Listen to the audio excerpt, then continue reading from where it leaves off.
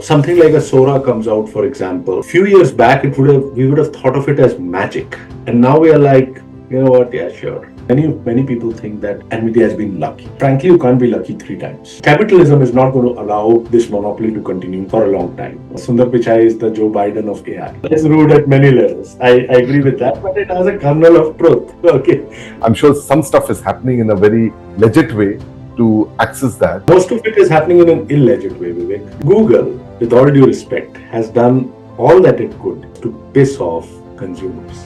We should worry more about politicians spouting authentic nonsense and fake AI avatars generating inauthentic gibberish.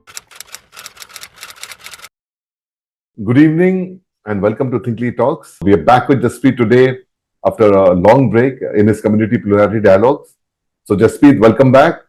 How's it going with you? Thanks, Vivek. Yes, it's indeed been a long time. You know that in more ways than one, I was down a rabbit hole in the last month or so. And a good afternoon to you. Actually, I'm in Cambridge right now in the UK, and look forward to this chat from there. Right. So, I remember seeing a post which talked about that how when you got back to Cambridge, you had the rabbit waiting for you. So, would love to see that. Yeah, actually, I keep it right next to me. So this is the rabbit. Wow. About that, but I don't know if you guys can see it. That's the rabbit hole I was talking about. But unfortunately, still down that rabbit hole because I've not been able to make it work. Okay. So, I've been able to make it boot, but I'm unable to make it connect to a network. So I need to do some R&D. Right. But yeah, I'm pretty excited about it. Though we, as expected, almost the zeroth generation of these products, whether this AI pin are a bit going to be like the Palm and the pre-smartphone devices, and they are not going to be the best out there, but it's still exciting to have. Yeah, to kind of look at something which will be a generational change on how we use devices. Right. It's actually quite brutal for startups nowadays, right? I was actually talking to some entrepreneurs the other day, saying that nowadays when you launch a consumer app, or in this case a consumer device, our expectations are set so high. Our tolerance for products which are a little clunky, not working, is just not there. I mean, you and I definitely remember the first version of Facebook and Twitter. I mean, it was embarrassingly, horrible UI, all, on the browser. But I think the expectations are just so difficult, so high for them. So it's actually quite difficult for the new companies, right? What are your thoughts on that? No, absolutely. Two things, in fact, Vivek. One is you're absolutely right that the expectations have become much higher for everything coming in. And combined with it is that our attention spans are much lower. Right. Yeah. So, unlike times when we were young, which was a while back, we would love to tinker with stuff and, open it up and make it work. Well, for you can't open up these things. But now it's like, press of a button, it needs to work. If it doesn't, my attention moves elsewhere. It's gone, yeah. And the other thing I've noticed, which to me is even more troubling, Vivek, is that we've become jaded. Okay, so, something like a Sora comes out, for example, or, a GPT-4o. A few years back, we would have thought of it as magic. And now we are like, you know what, yeah, sure. Yeah, whatever. So, I mean, like, what would it take for Sam Altman to pull out of, what kind of a rabbit would it take for him to come out, which will wow you for a year? I mean, that's like a lifetime now. Absolutely. Yeah. And the thing is that he brought out a rabbit with ChatGPT. But now when he brings out better looking or better performing rabbits, it doesn't really work. Now people need an elephant now or something else. Yeah. Very interesting. Like we discussed, let's try and maybe, a lot has happened over the last 4 to 6 weeks in the world of AI. It's really working and across multiple dimensions, right? And, so we just thought, maybe we could start off by doing a quick overview on some of these things and, maybe just take the conversation the way you like it. I think just great to just catch up with you.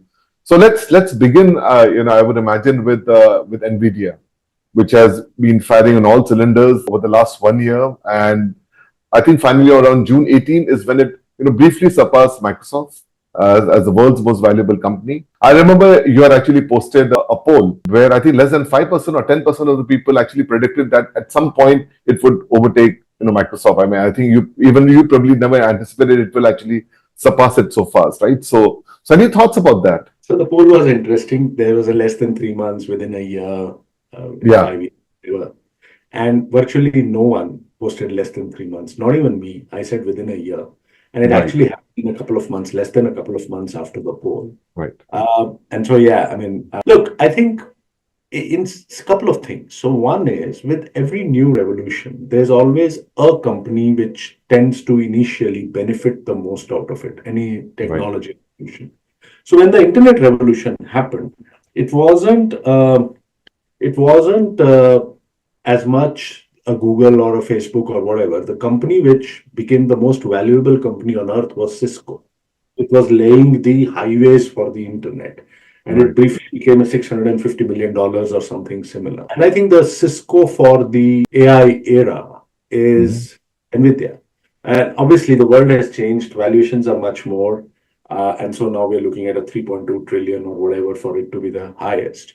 And with 80% of the market share. And importantly, what people don't realize is also CUDA, it's software which is used to work with their chips, is a big moat. And so 80% market share of all GPUs plus CUDA is actually and then the insatiable demand from everyone. And it's not just the big techs.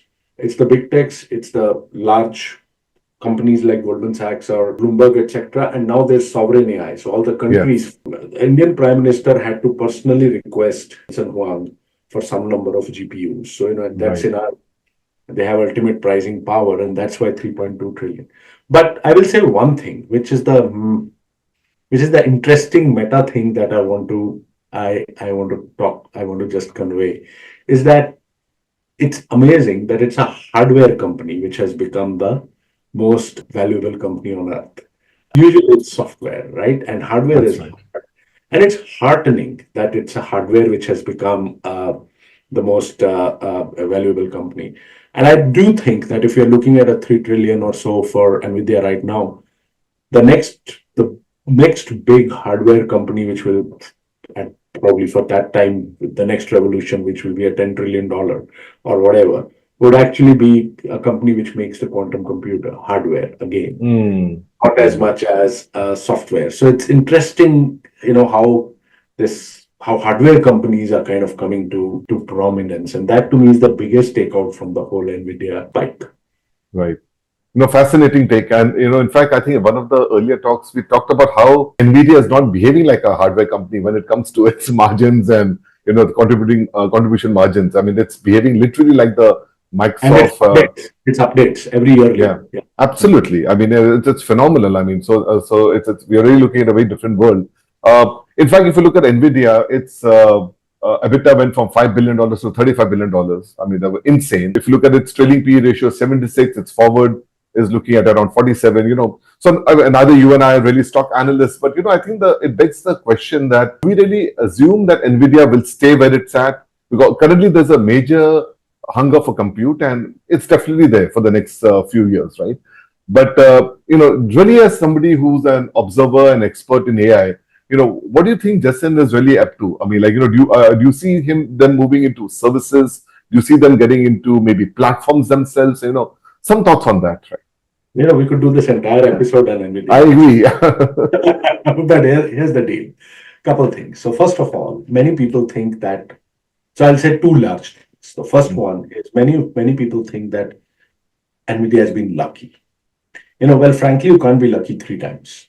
Correct. Okay, the company almost died a couple of times. Started off making these graphic processing units for gaming, knowing that gaming is going to become big, and gaming became big, and NVIDIA became a reasonable sized company.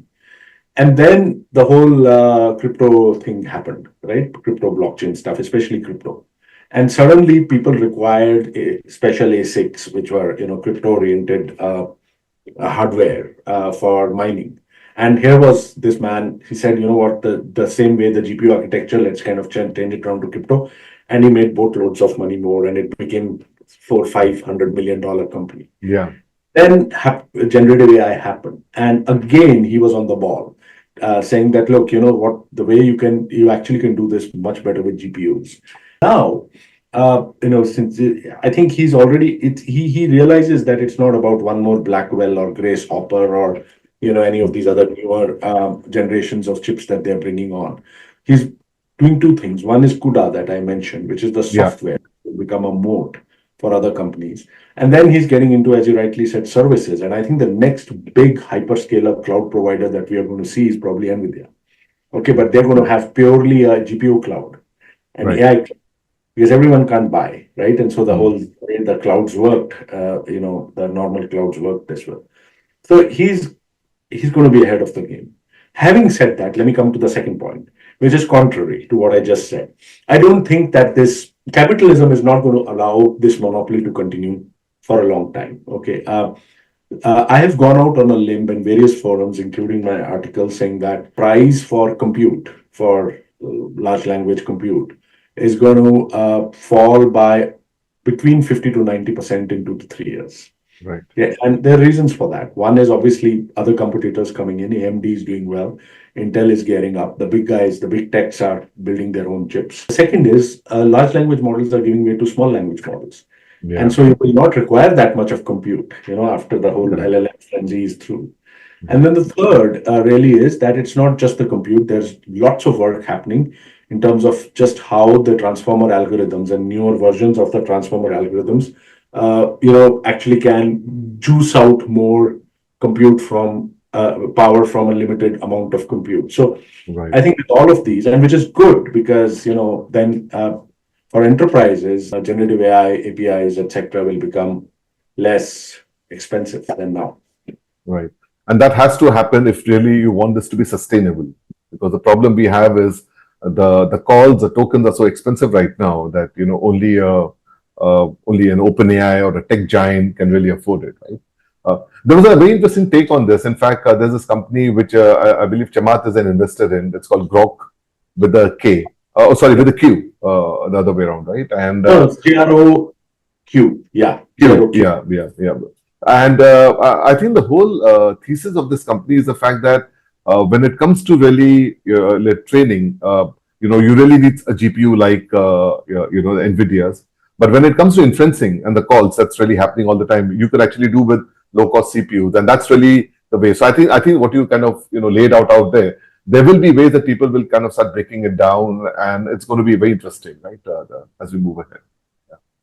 But moving across to another post I've seen of yours, which I found very interesting, and I think we exchanged some text on that. You made a very interesting insight about innovation versus distribution. We're seeing all these companies like OpenAI, which are you could say pure play, AI companies, and now Gen AI companies, and Anthropic, which is again raised, I think close to $4 billion from Amazon and the like, right? But on one side you have these companies, and then the other side you have the incumbents, which is really, there's Google, there's Gemini, there's Microsoft, there's probably you could say Grok from Elon, Facebook, yeah, Apple, yeah, we should. And you really kind of brought this and said while it's good that OpenAI has kind of started this whole innovation, but finally you kind of laid out that distribution is really going to rule. Your distribution via, let's say, Google versus Microsoft's Teams versus Apple's AI, right? So really would like you to double click on that point and talk to our users about what you were thinking about. Sure. So that's another place where I'm putting my neck out. I need more necks. Uh, Here's what I think. So, one is that, again, as these new waves, these new revolutionary technologies happen or come, the question often is whether this will be more of an incumbent play or a startup or innovation play. So, for example, if you look at the internet Mhm. was a disruptor play, not an incumbent play. The incumbents got disrupted by people called Correct. Netflix, by people called Google and Facebook and some of the others, Amazon. Okay, the incumbents were disrupted by the startups. AI and you can actually go back and see many industries where sometimes it was an incumbent play or a disruptive play. Yeah. But AI, most of the evidence points to the fact that it's going to be an incumbent play. Hmm. Okay, the incumbents are going to actually win rather than disruptors, and that's because of three reasons. And then I brought the fourth reason, but the three reasons which are normally mentioned is compute and the cost of compute, Mhm. which we all know. And then talent, expensive talent, and then most of all data. So if Google has all the data, okay, and Microsoft has all the enterprise data, etc., then there's those are the three building blocks for any large AI model, and all three belong to the incumbent. And there's only so much the disruptors, and that's why the disruptors, each one of them, OpenAI, Mhm. Anthropic, every one of them, Mistral, all of them have had to tie up with an incumbent. Otherwise, they would all fail, like some of them failed, because you can't get that kind of compute power, etc. But then the fourth reason, which is what I brought out in what you just said, was distribution. Yeah, and we many times undermine distribution because the sex appeal is in the innovation. And so if you look at Slack versus Microsoft Teams, Yeah. Slack, many would say is a better product, though I don't use Slack, frankly, but many would say is a better product. I don't use Microsoft Teams also much because I don't think it's a better product. Okay, but It's quite Microsoft, horrible. yeah, Microsoft Teams today is 10x or 15x of Slack. And the Right. reason is so is because there are a couple of billion, 2 or 3 billion computers which have Microsoft 365, and they have just used that distribution muscle. Right. And thus, I was coming at that time to Google versus OpenAI, and they both had their developer days one day after the One other. day after the, yes. Yeah, and OpenAI's innovation was far more superior. But what Mhm. Google really did in their 2 hour very rambling Sundar Pichai talk was that basically they said that they will just infuse their product in every one of their massively distributed products. YouTube, Right. couple of billion users, Gmail, more than a billion users, Chrome, etc. And so what I wrote was that Google really doesn't need to out innovate OpenAI. It Mhm. just needs to out distribute it. Mhm. And that seems to be their strategy. And frankly, Vivek, both of us have been there. That strategy is copied. The copybook, the playbook is Microsoft's, Microsoft. Yeah. okay, where they would bring a good enough product, but Mhm. distribute the hell out of it. Right. And competition would die. And I think Google is going to do the same thing with AI and therefore distribution. Do you see a FTC or a Justice Department stepping in with a consent decree that I think at least in the 10 years that, in the period that I was with Microsoft, I mean, that was like the sword hanging over us, right? And I think in some ways, the reason why Steve Ballmer couldn't really innovate, if you would be nice to him, in that sense, some people actually call him as not the best CEO, but was really because of the overhang of the consent decree, right? So do you see any of those legislations coming in, or the lawmakers still haven't really figured out what the hell is happening to kind of double down that path? Yeah, yes. And one more thing. So definitely Google is in the crosshairs of every regulator today, most of all the EU, but EU, even yeah. even US, which is Mhm. surprising, and even India here, Mhm. okay, for their Play stores, especially for the App Store. And so definitely Google is under pressure, and it will affect, and it really is going the same path as Microsoft is. And a lot of the innovation is not happening because of that pressure. You know how it is that regulation always is a few years behind any move that some of these companies would make. And so I don't think it will only be regulation which would stop it. Mhm. But I think, and that there I come to the second point, I think what Google probably has a crisis in terms of, sure, the regulators coming in, but a bigger crisis, here's my third neck out, okay, Mhm. is about its leadership. Yeah, and I Mm. think at this point of time, the leadership that they require is different from the leadership that they Right. have. I don't know if it was just yesterday's meme, which I saw, was that a little rude, but it said that Sundar Pichai is the Joe Biden of AI. Ah, Okay. So, uh, it's rude at many levels. it's rude at many levels. I agree with that, but it has a kernel of truth. Okay. Uh, so we require some fresh leadership in a sense. And look, Joe Biden was a great president, and I think Sundar Pichai has been a great CEO. So it's not about that. Right. Okay, Right. it's about just newer thinking and your. So I think it's a combination of leadership and the regulation part. In the innovation department, they are not lacking at all. In the Right. people, they are amazing people. Demis Hassabis and his team are the single best AI team. And we many times forget that Google is the only company on earth which has full stack AI. Yes. Right from the chips to the applications. No one else has that. No one. Right. None of the companies, not even Microsoft, none of the companies. So they're sitting on a gold mine. They just need great leadership to unlock that might. I mean, you talk about proprietary training data. Of course, people have pointed out that the confidentiality agreements and the privacy agreements don't allow you. But I mean, they're sitting on a gold mine. When you look at those millions of YouTubes getting uploaded every day, the Gmails that people are writing, I mean, I'm sure some stuff is happening in a very legit way to access that. Most of it is happening in an illegit way, Vivek. The user agreements of YouTube and many others don't actually allow you to they keep changing. They don't allow them to scrape your data. Forget about Google doing it. I think most of Sora is built on YouTube. Yeah. Illegitimate. So I think the playbook is very clear, right? I mean, it's about the incumbent trying to turn an innovation into a feature. I mean, that's what it really comes down to in a certain way. We've seen that happening with Copilot, with Gemini. You probably see that happening with YouTube and different elements of that, right? I mean, interesting. Absolutely. Yeah. So moving along, what do you see is really the opportunity for multi-such independent companies to survive? And I'm obviously talking about this on the back of Ilya Sutskever. I mean, he suddenly surfaced after the failed mutiny that happened, I think, towards end of December. Everybody was really wondering where he's up to. And I honestly thought that he's going to probably pop up somewhere in the Twitterverse. Because he got introduced to Sam Altman by Elon Musk and somewhere out there. But he actually started his own independent company called SSI. And one is, of course, what do you think he's up to?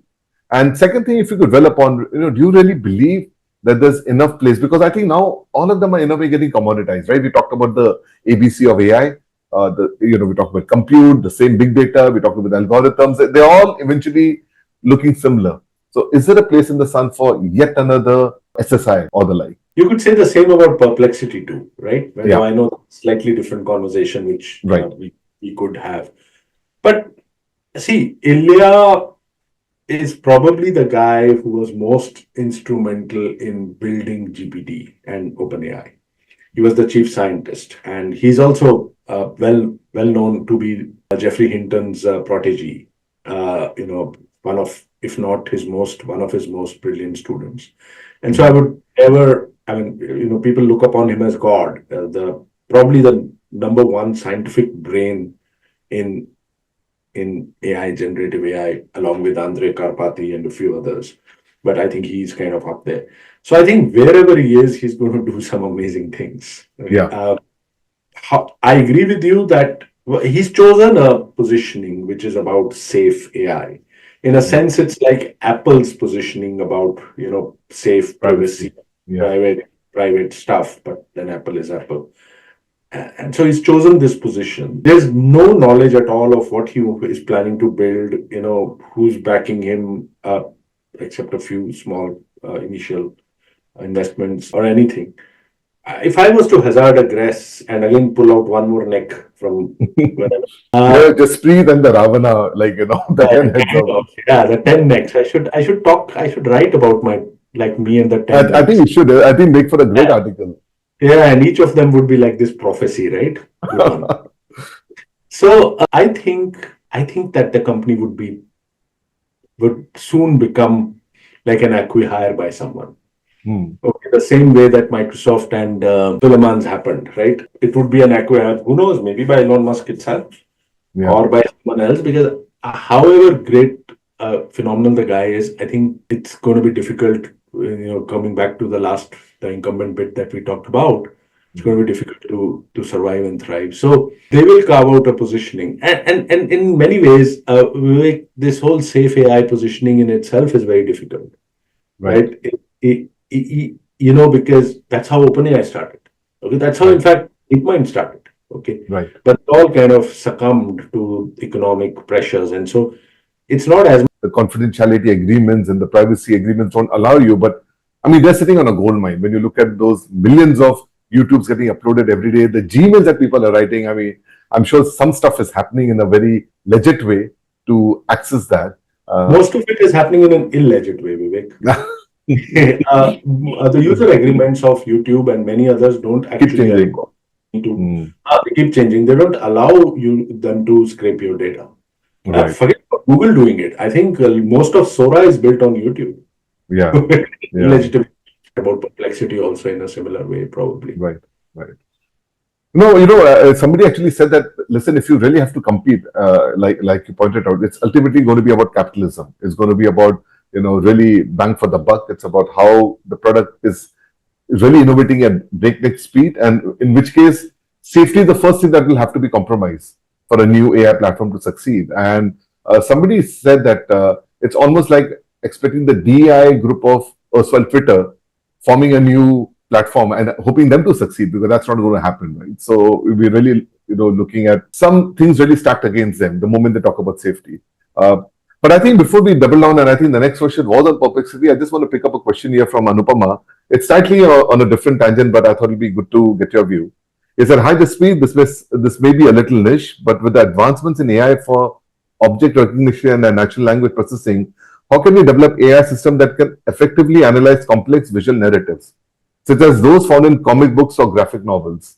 Could such AI be used automatically to generate captions, translate languages within the comic, or even create new storylines based on existing visual elements? Would love to know your thought process.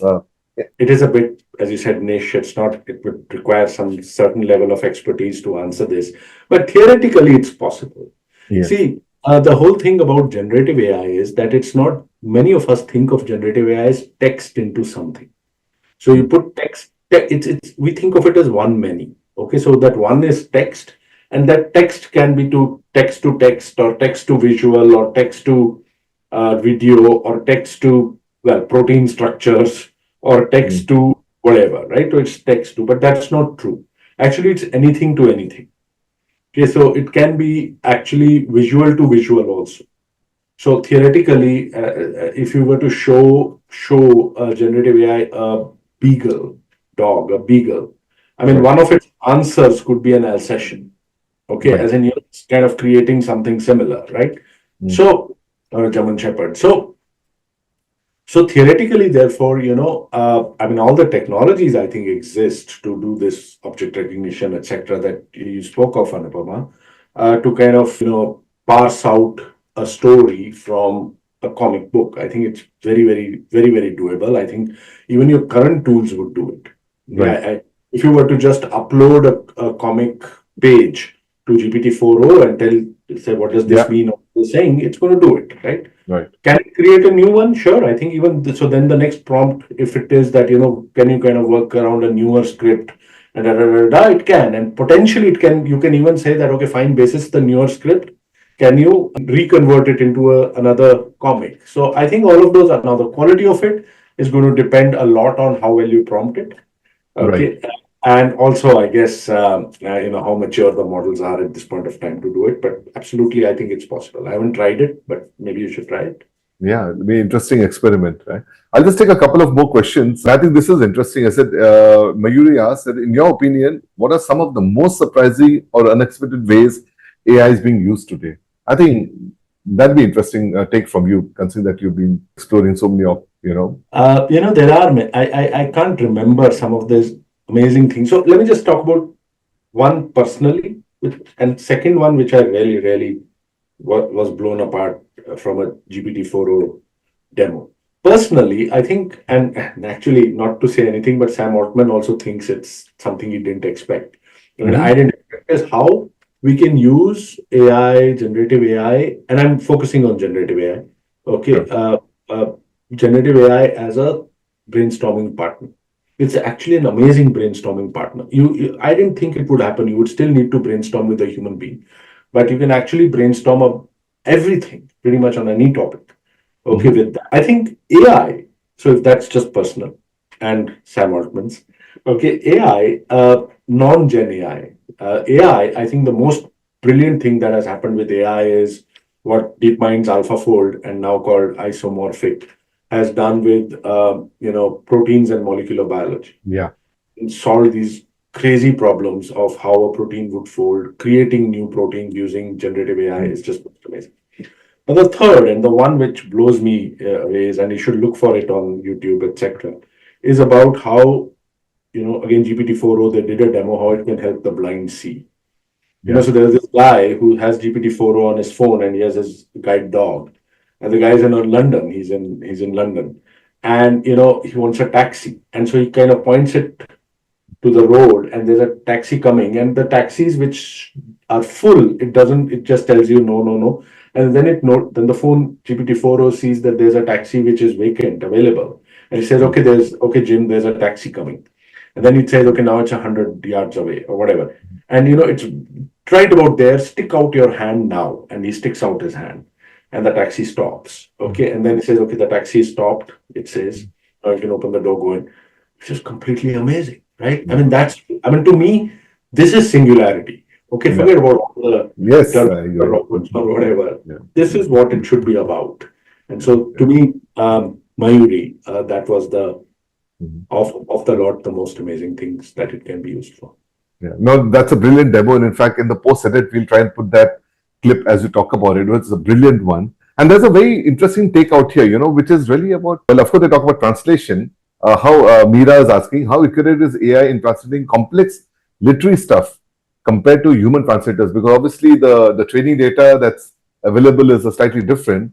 But I'm sure even you've come across, right? I mean, they're now looking at using AI to understand the language of the whales, because there's enough sonic data that's available. And I don't know, tomorrow you probably may extrapolate that to, let's say, animals. I mean, like dogs and cats, and we'll soon start having a conversation at home. I mean, what's your take on that?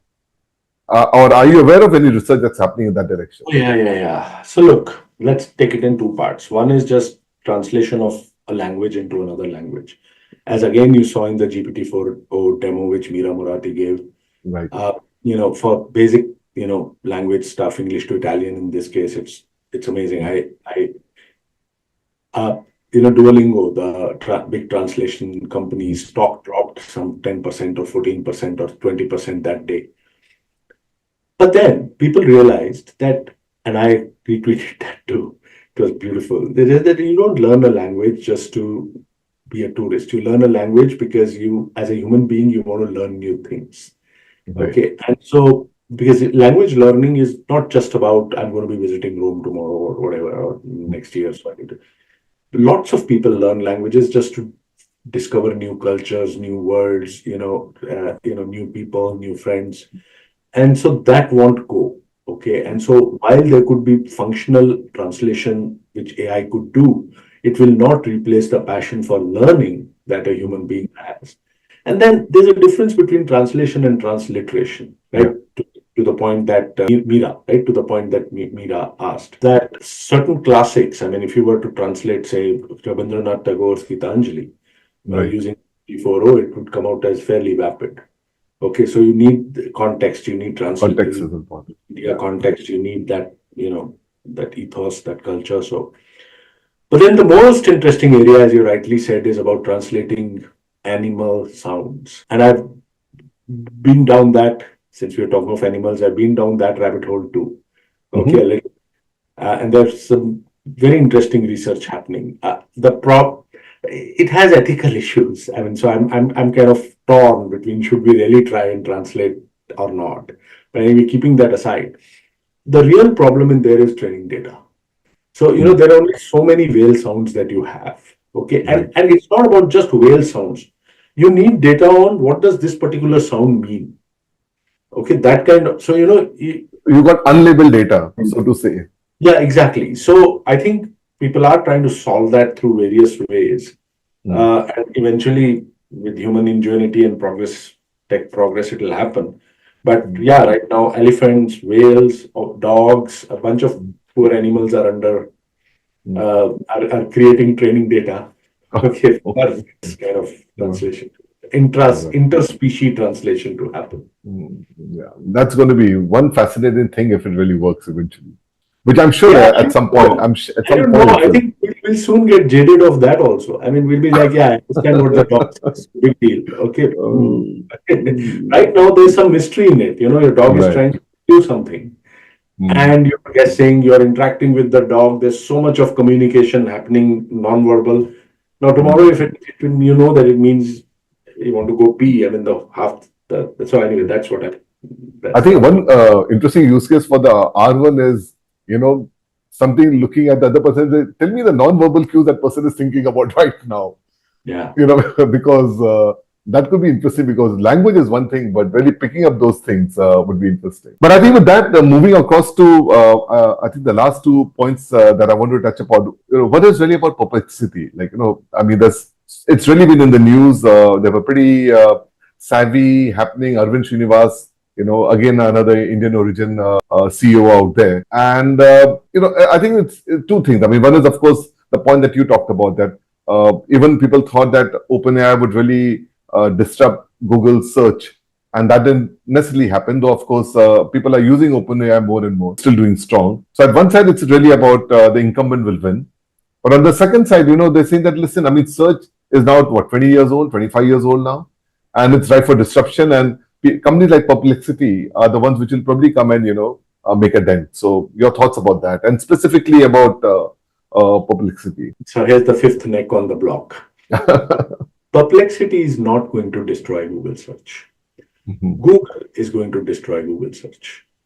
Google, with all due respect, has done all that it could, has been doing all that it could over the past 5 or 6 or 10 years to piss off consumers. Yeah. While they have done everything to make advertisers happy.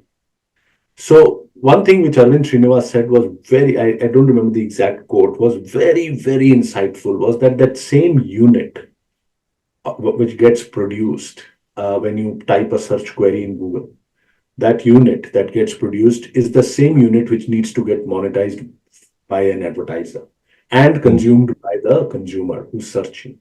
Now, who are you catering to? Okay, should that unit be optimized for the advertiser or for the consumer? Right. And right now, it's being optimized for the advertiser. You go to Google search today, it's a terrible user experience. Okay, where it started was amazing. Okay, and then the 10 blue links you have, like sponsored, and then something, and then sponsored, and then on the right hand side some videos sponsored. Okay, so you're not really I don't someone like a Perplexity there has a much easier job. Okay, but then obviously Google search is happening also because it's an English word. But also because of the network effects, right? That it's just using Google search. Perplexity, I think, is probably the first credible answer to Google search, not because of any other reason, but because it serves search up in a different way. So Bing also was primarily for the advertising. I mean, that's the business model. Okay.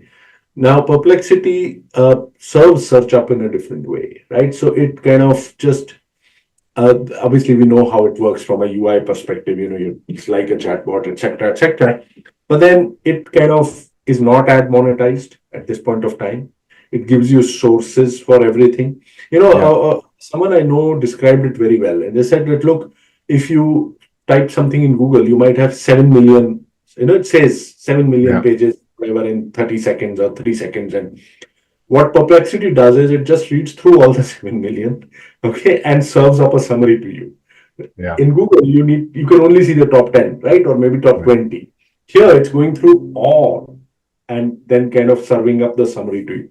So just because of the way it's served and because of the lack of business model issues, and so is where Perplexity is. Perplexity for me now has become, frankly, and for many people, who in my community has become the default place to search. And after that, you go to, and so I think there's definitely something out there. Perplexity has its own problems. There's been a lot of brouhaha recently in terms of, how they've been scraping, violating copyright everywhere. What will be its business model? We don't know. Okay. And therefore, its valuation is not very high if you take a look at it, frankly. I also think it will be bought over by someone. I'm waiting for the day Microsoft is going to buy Perplexity because it's going to be better than Bing as a to Google. But I'll end by saying the same thing that I started with. It's not Perplexity which is going to kill Google search or weaken Google search. It's going to be Google itself, unless this forces them to change the game completely. Even the Gemini integration into Google search is half-hearted because the powerful people who control the revenues, and obviously, I mean, they've got the most amazing business model invented by humanity since cocaine. Right. Okay, and so no one wants to disturb that, and that's what will. actually be the downfall. I think the biggest problem that you have that they're really grappling with and why they prefer the status quo is the fact that when you show links, you can really order the links based on the money that's come to you, the sponsored link, and so on and so forth, right? But if you're looking for that one answer, how do you monetize that one single answer, right? And I think so that has to be a subscription model which Yeah. probably will probably never scale to the level that you have. I think that's a very existential threat that they are facing conceptually. Now the question is, will they actually come up with yet another model like they did in the past? Is going to be interesting, right?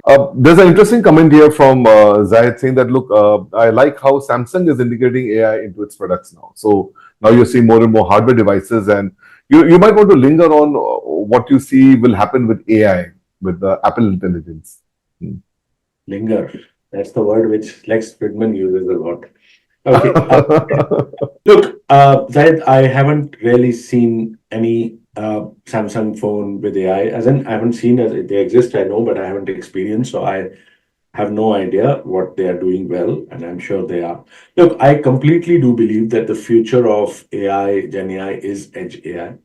Okay, where AI is embedded in devices, and it solves a lot of problems, and people are building chips for that and models for that, etc. Orca and various Phi 2 and a lot of models are coming up. So I seriously do believe that. I tend to agree with you, Vivek. I think the big 800-pound gorilla in this is Apple. Their Apple Intelligence. Okay, and I think there's a lot of, I mean, just because our devices carry every piece of information about ourselves and our intentions and our history and our likes and dislikes, there's a lot of play just to, kind of take that data along with the data in the world and then serve up, what you really want. My view is that, a lot of this would actually then mean that the app world in the device will disappear and the agent world will come in.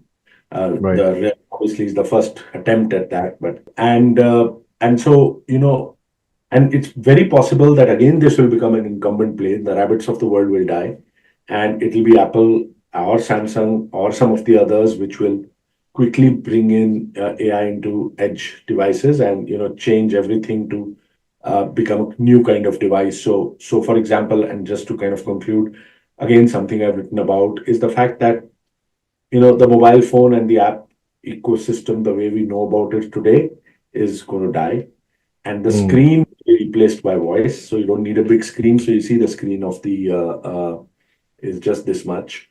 The OS will be a large language model, and the apps will be agents, which will do stuff for you, not just be dumb apps. And so I think we are seeing a massive shift in how these devices will be all driven by AGI.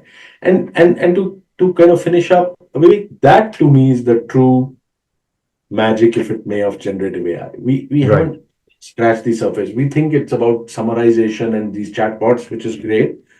But the real thing is about how it's kind of redefining the relationship between humanity and machines, and how that distance is becoming lesser and lesser, Right. and how, as like in the brainstorming thing that I told you, we would start working with them the way I work with you or any of my other colleagues, and that's what is really going to happen to the phone also. Again, I deviated from the question, but No, I think it's a great answer. And I mean, just to kind of re-articulate what you're saying, I think a great technology is the one which is really transparent, is invisible. yeah, Because you don't need to see that you are playing with technology. I mean, like an Apple perhaps is the best equipped to do that. I mean, one single voice command and things happening in the background, and eventually the stuff being served to you, right? I think that's what we are looking for. Maybe finally a reason for some of us to upgrade to the next version of the Apple phone, because hopefully that's going to happen with the 16 or whatever version they are on. all of us except me. Anyway, I know. Yeah, you're an Android family with Samsung with your folded phone. Yeah. So there are two quick questions, just if you could pick that up, before we kind of bring this to a close, kind of related. So Alia is saying that I'm curious to know, how do AI algorithms learn from their mistakes, and what are the key methods used to improve the accuracy over time? So one is that, and Jenny is asking a related question. He said, how are reinforcement learning techniques being used and being applied to improve AI generated art and music? So Yeah, Yeah, yeah. Well, yeah, again, I'm not a super expert in this, but yes, I mean, both of them, as you rightly said, are related. You know, so one one kind of learning in AI is what is called reinforcement learning. Okay, which again has its pros and cons, but the reinforcement learning really is about how the answers to specific questions, you you can kind of tell that whether it's right or wrong, and basis that it improves its performance over time. That's how, frankly, this works. right, And in old AI, you predicted sales, and later on you could figure out what was the deviation between, say, what the AI predicted and what were the actual sales, and then you basis that you feed that in, and it keeps on learning.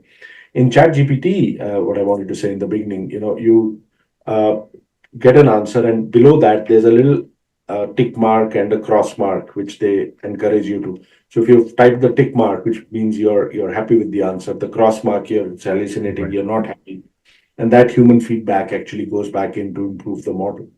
uh, the other big term, which is kind of very popular these days, is reinforcement learning through human feedback, Yeah, RLHF, yeah, which is basically the same thing, except that that's much more, you know, much more just not a tick mark. It's kind of people, hundreds or thousands of people, experts who kind of are mm, hired by OpenAI to check the answers, etc. And so, mm, and that's how successive GPT generations have become less and less hallucinatory than mm. the earlier ones. And so, so this kind of reinforcement is absolutely a critical and integral part of training models. Right, right. I mean, I was just thinking and smiling, like how when you do philosophy, there are six, pramana, way of knowledge, right, of knowing things: perception, awareness, comparison, scripture. And I was just seeing that, when AI, we're probably going to come with something similar, right? I mean, these are the 4 or 5 ways of gaining knowledge, right? And some, ecosystems work on one, and some ecosystem believe in the other. It's going to be interesting for us to kind of figure that out someday to talk about that. The Pramana thing is super interesting. In fact, in when I was reading Indian philosophy and during Cambridge, I wanted absolutely, how we can look at each of these pramanas and ways of Right. six ways of Yeah. learning, really. 6 ways. Yeah. So, Yeah, yeah. learning in AI. And you're absolutely right. There are ways to map that, and no one really is looking at that, Vivek. Yeah. That Yeah. big gaping hole, the big research area hole, which Mhm. is ripe for some few scholars to come in and look Yeah. at, among other Yeah. things. You're We, absolutely we, right. we should we should talk about that someday. It's fascinating. Yeah. And just to kind of bring this to a close, we done with elections in two major democracies, and the big one is still left, which is in November. But there were a lot of these thoughts, and I think some of your concerns about how deepfakes, AI will actually hamper the whole democratic process, right? And then you had a very different view that actually didn't, and in some ways it helped. So what are your thoughts about that? I'll try and keep it short. For people who want to read a longer one, my latest last Friday's article in Mint was about that, and you can find it on I'll jaspreetbindra.com. drop the link on the chat. Yeah. Thank you so much. But again, there was a bit of a contrarian knockout stand that I'd put a lot of. I think I must have had at least 50 plus queries from various press outlets in terms of deep fakes, and how they will corrode democracy and destroy elections, etc. That danger was there, but I was trying to bring in this fact that it can actually help elections also. Mhm. And after the elections are over, the Indian elections, the UK is just now, and anyway, the effect was much lesser. There's been some great research done actually, and I quote that in my article about from the Kennedy School of Policy, by a couple of scholars, as to how in India possibly I actually helped do elections better than harmed, and they have evidence around that, and how candidates used it for languages, creating content cheaply, bringing up Jayalalitha and Karunanidhi, and how smaller candidates leveled the playing field with the bigger ones Yeah. with lot of money by Yeah. actually using these. And while there obviously were issues around, but you think about it, the biggest issue in the election was about people dying from heat waves, which Yeah. was terrible and the wrong thing to do and right to. But Right. that was the story. Okay, the story wasn't about massive amount of deepfakes coming in and Mm. screwing up the elections. And this was written brilliantly by James Thornhill, who's one of my favorite columnists. He writes in the Financial Times. And he said we should draw lessons from the Indian election to say, let's not make a big deal out of this. We need to have some measures, but there's also ways it can help. And he Mm. ends his article with a very wry note, basically saying that we should worry more about politicians spouting authentic nonsense than, than Yeah. fake AI avatars generating inauthentic gibberish. Right. Okay, Right. and so that's the real problem. I totally agree. Oh, wonderful. I think, so this was fantastic and really enjoyed catching up with you and, really kind of summarizing about what's happened, getting an overview of what's happened over the last 4, 6 weeks. I think the community really missed you. There's just so many questions that are here. Couldn't take them all, but let's see. I mean, maybe we could just I will browse answer through and that. promise not to have a gap of such Right. magnitude. So in a couple of No, weeks. but you've been really getting around, so it's understandable, and it's good to see that you're back and healthy, and So I think with this, Jaspreet, for the wonderful session, and really, I think all of us are taking away something interesting. I'm taking away our small discussion on Praman. Very interestingly, I'm going to connect with you offline on that.